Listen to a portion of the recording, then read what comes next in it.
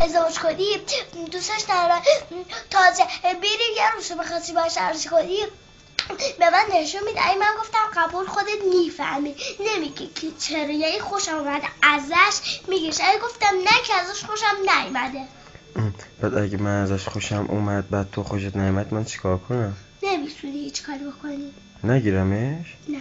چرا؟ من باید جنبتو بدم از تو چی؟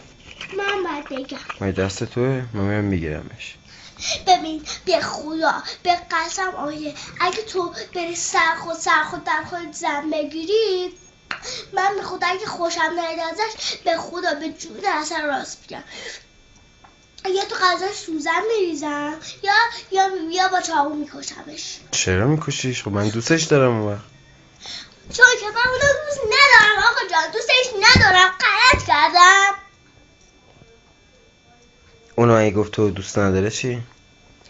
به خدا به قسم اگه گفت دوست ندارم من تو میکشونمت میارمت. کجا؟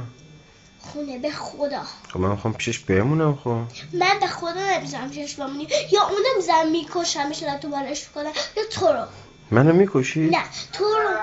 ها